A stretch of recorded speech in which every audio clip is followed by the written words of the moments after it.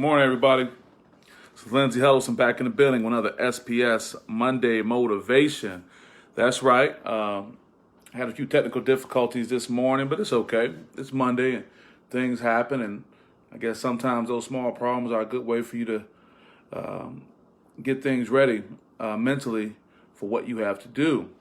So today's topic is focusing on the problem versus working on the problem. Again, focusing on the problem versus working on the problem. What am I getting at here?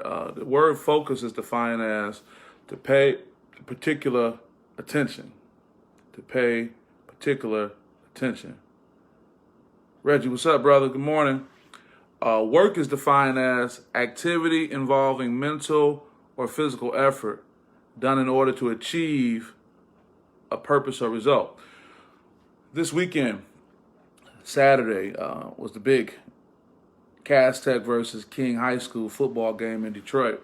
The first SPS game of the week, post-coronavirus, if you will. And I say post-coronavirus, I don't mean that the coronavirus is over, but post-pandemic since we've been in it.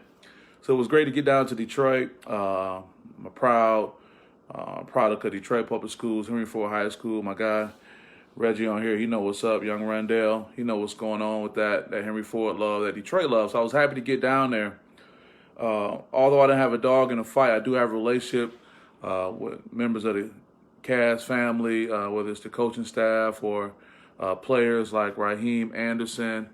His mom I went to college with, his dad I've been building a pretty good relationship with. So anyway, I remember going down there and it was a great game.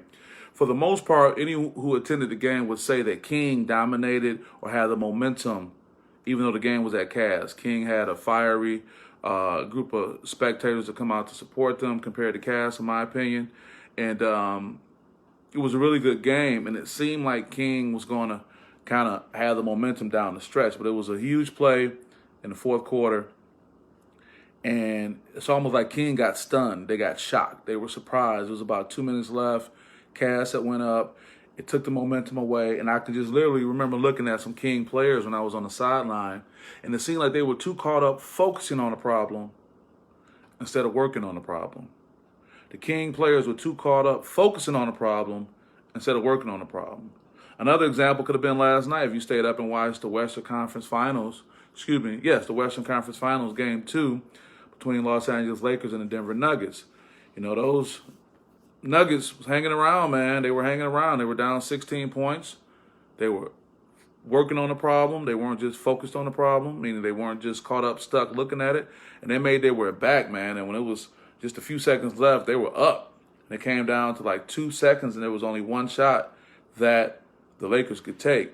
And it went to Anthony Davis, and he pulled a three-pointer and won it. And he literally said, Kobe, as he shot that and made the shot, the three-pointer to win the game. They were wearing those Black Mamba jerseys. So another example of someone who was working on the problem instead of focused on it. See, Anthony Davis could have said, man, we lost the game. Yeah, I know it's 2 seconds left, but we lost because, they went up, and a few seconds left. But he believed in himself. He stayed locked in, and he said, that's what I'm here for. So, folks, what I want to get at is there are benefits of focusing on the problem. There are benefits, and that is getting the data, getting the information, being able to do an analysis, getting all the information you need. But as they say, don't study long. Because you study long, study wrong. We know that statement, right? So you don't want to get too caught up focusing on the problem. You want to look at what can you do to work on the problem. And what is working on the problem? It could be something as simple as just thinking positive. Those King players could say, you know what, they scored. It's still time left. Any good coach will tell you, you play until the final whistle goes. Same with the LA Lakers. They could have said, there was still time. We still can keep going. I mean, Frank Vogel on the sideline told Anthony Davis and the other Lakers, hey, have some offensive swag.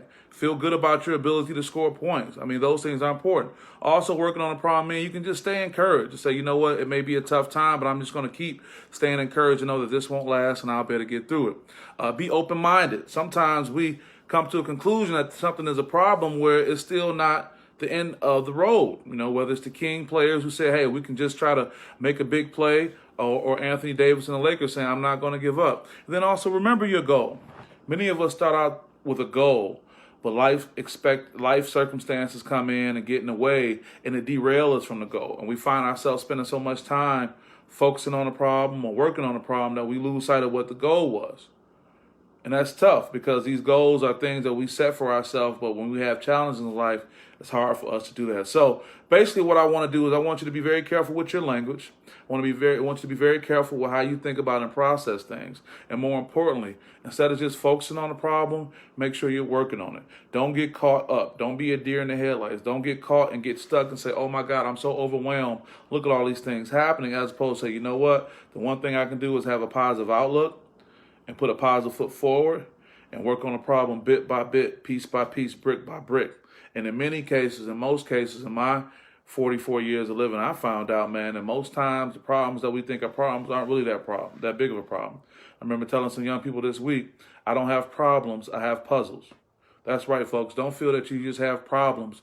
You have puzzles that you have to work on, that you have to just keep going back and forth on to get to that final outcome. So I won't keep you guys. I hope this can be something positive and motivating on this Monday. I know the times have changed a lot with the Monday motivation. I'm going to see if I can move to 7 a.m. instead of 6 a.m. I'm just trying to be in a certain window so I can go off and do the things I need to do today as well as you can. But again, you can always go back and rewind the tape.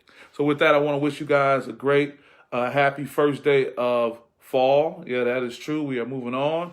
So with new seasons come new direction and new mentalities, and let's be, refreshed in our new mentality to go forward.